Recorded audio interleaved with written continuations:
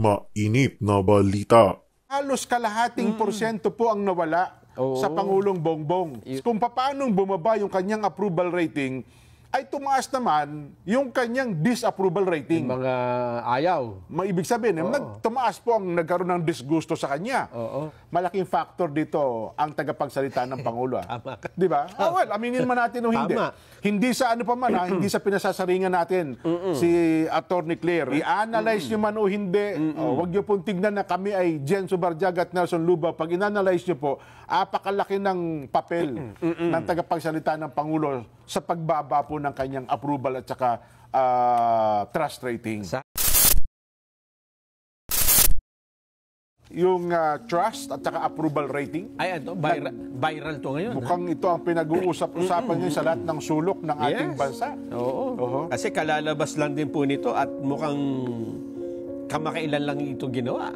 Yung punto ba ng pagkapalabas nito, walang sabihin wala kayong tinatimingan. Timing? Oo. Alam ko ano to kasi Abril ngayon, di ba? January, February, March. Ang kinekwenta nila yung first quarter. So first quarter ng taon talaga. Parang tinitingnan nila. So talagang ito ay walang tinatimingan. Timing, di ba? Eleksyon, di ba? Yes. Nagkataon siguro. Well, ano bang resulta ng, ano bang survey yan? Medyo hindi kagandahan, Narson. Hindi kagandahan po ang resulta ng approval tsaka trust rating ng, apat o lima na matataas na opisyal ng ating pamahalaan. Pero siyempre, ang pangunahing tampok lagi dyan, yung first two, Pangulo at ang pangalawang Pangulo. Narson. Okay.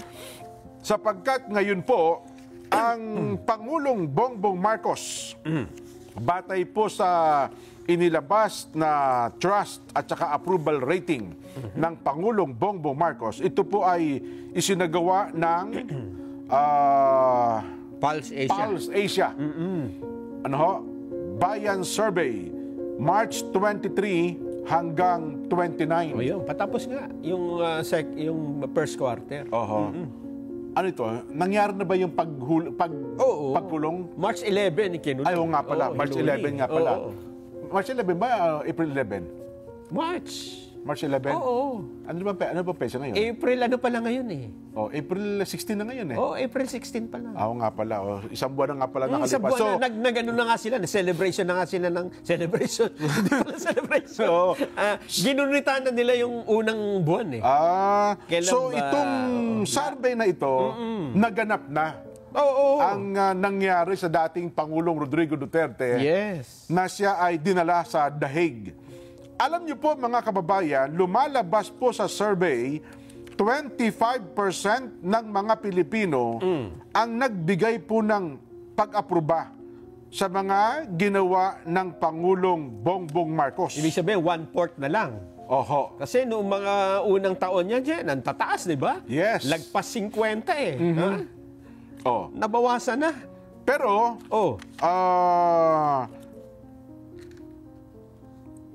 tama ba itong ano?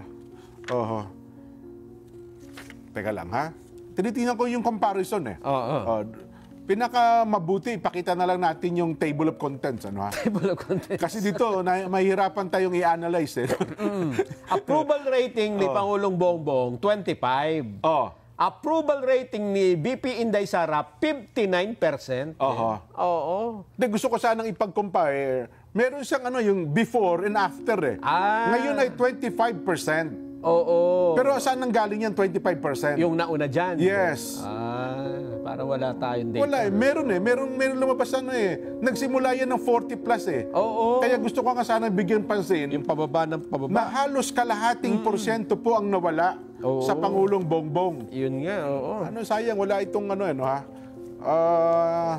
approval. Ayan 25%, undecided 22%, at ang laki Nelson yung kanyang disapproval. Meron din niyang disapproval yung nakaraan eh. Na mula doon tumaas kung paano bumaba yung kanyang approval rating, ay tumaas naman yung kanyang disapproval rating. Mga ayaw. Ibig sabihin, tumaas po ang nagkaroon ng disgusto sa kanya. Samantalang si BP Inday Sara, Nelson, ito, 59% po ang kanyang approval rating. Ano ho? Ang undecided, 25%. Ang disapproval ay 16%. Mas maganda nga sana kung may kukumpare natin kasi wala yung comparison Kasi ang approval rating ni BP Inday, kung hindi ko nagkakamali, nag-gain mula doon sa dati niyang baka makita mo dyan sa ating si BP Inday ay tumaas ng 7%. Yan, yun ang gusto kong ibigay ng puntos. From 52% in February. Nakita mo Tapos, naging 59 noong Marso. Ayun. So, tumaas na ngayong Marso. 7. Yung undecided, 25%. Yung disapproval naman. Tingnan mo yung disapproval, Nelson. Kasi wala dito sa hawak kong papel Si Pangulong Bongbong naman, bumagsak ng 17%. Yun. Noong Pebrero, 42 siya. Ngayon, 25%. Yung approval yan. Approval rating. Yan yung gusto nating ipakita. So, halos kalahati ang ibinaba niya. Nelson, 42. Bumaba siya ng halos 17%, naging 25%. Yun, yung kanyang disapproval, yung huli, nung nakaraan. Hindi, approval yung nakalagay dito. Merong alam ko, meron din nakalagay. Ito. Yung disapproval. Ayan. Para may compare natin. Walang comparison. Wala dyan. Meron ako nakita kanina na na doon sa ipinakita nilang report Anyway, yun po ang binabanggit natin na dapat mapansin ng ating mga kababayan. Yun hong approval rating ng Pangulong Bongbong ay bumaba ng 17%. Kaya ito pong March ay naging 25%. At ang kapansin-pansin dito, Jen, pati Senate President bumaba. Ayan. Pati House Speaker bumaba. At ang tanging tumaas lang ay si BP Inday Sara. Hindi kasama yung Chief Justice. Di ba usually kasama ang Chief Justice sa approval tsaka sa disapproval rating dito hanggang House Speaker. Yung apat lang, yung apat na pangunahing opisyal ng ating pamahalaan. Yun po, aywan ko kung paano i-analyze ito. Ako, Nelson, personally, bilang isang mamamayang Pilipino, at siyempre naman, yung ating Pangulo, ayaw natin na bumababa ang pagtitiwala ng taong bayan sa kanya. Pero again, paano ito ngayon i-analyze ng mga leader ng ating pamahalaan? Wala tayong magagawa. Yan ang sabi ng taong bayan. Yun nga po. Survey ito, tinatanong mga tao. At alam mo ba dyan, may nauna ng survey, ganyan din ang resulta. Yun na nga. Yung Publicus Asia Survey. Di ba, hindi pa nga natin pinapansin kasi tagal lang hindi nagsasurvey nito. Ngayon lang uli.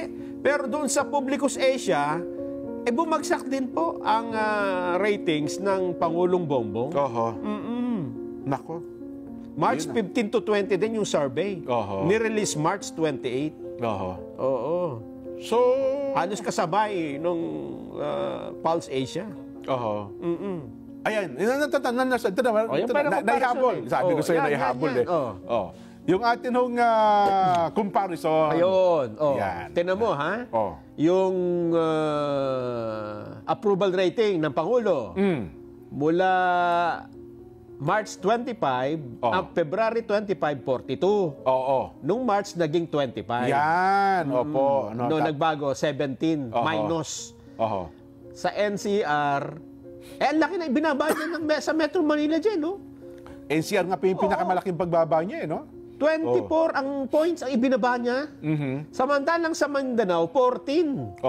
Konti na lang kasi dati nang mababa. Dati lang siyang 5 Yun yung po approval, 19, naging 5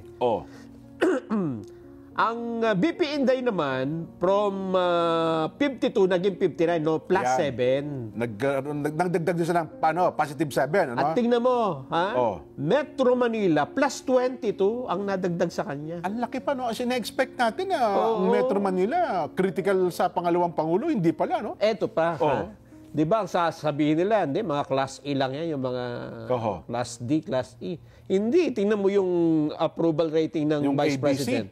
Sa Class ABC, plus 11 siya, tumaas. Kaya nga sa lahat ng class, Nelson. Class D, plus 7. Class E, plus 13.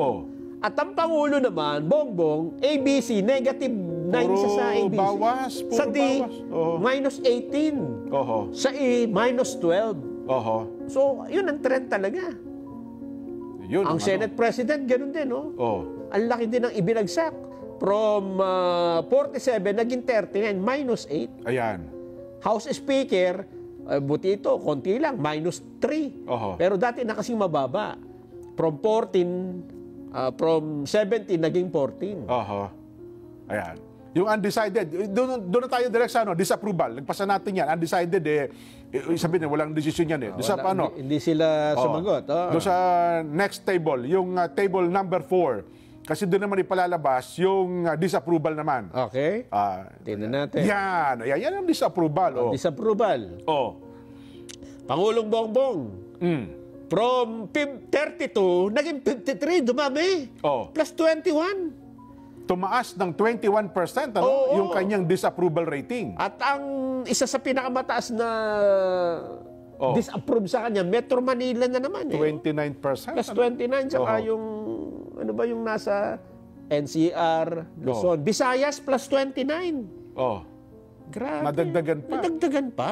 Yung pangalawang pangulo naman, ang Vice President, yung mga ayaw sa kanya, nabawasan, dating 26%, naging 16, nabawasan ng 10 puntos. Ibig sabihin, yung mga taong disgusto sa kanya dati, gumusto na. mukhang bumabor na sa kanya. Ayun nga. Di ba? Pati sa Senate President, nadagdagan yung may yung disapproval nila. At maging sa House Speaker, naging plus 14. So, sa apat na leader ng ating pamahalaan, ang pangalawang pangulo po ang nag-gain sa lahat. Pero bumaba ang kanyang disapproval. Again, hindi nyo naman siguro masasabing, hindi, kayong dalawa kasi may pinapaboran kayo. Hindi ho. Data po nagsasalita Hindi pa ipabasa nila sa iba. Data po ito kasi, ano magiging batayan natin? Pag pinabasa na nila sa iba yan, magiging iba resulta niyan? Ako, again, Nelson, wag ipagkamali ng ating mga kababayan. Tayo bilang isang mamamayang Pilipino, ayaw natin sanang makikita na ang mga leader ng ating pamahalaan, lalo na po ang Pangulo, ay tumataas ang disgusto ng mamamayang Pilipino. Ibig sabihin kasi noon nababawasan ng tiwala ng taong bayan di ba? Pero alam mo dyan, normal sana yan Well, normal tama ka. Kasi talagang... kung titingnan nyo po ang history ng mga presidente, lahat ng naging presidente ng Pilipinas, ang tendency talaga mataas sa simula. Totoo, pababa ng pababa. Bakit sinabi kong ordinary lang yan sana? Hindi ho kasi naging ordinary kasi may vice president na biglang tumataas. Yun. Di ba? At saka 2 digits. Siguro po sa iba, bumababa bahagya. But nangyari lang yan, panahon ni dating Pangulong Gloria Macapagal Arroyo. Pero yun naman kasi, 9 years. Bukod sa dating Pangulong Ferdinand Edelin Marcos Sr., Nason, yun ang talagang 21 years, di ba?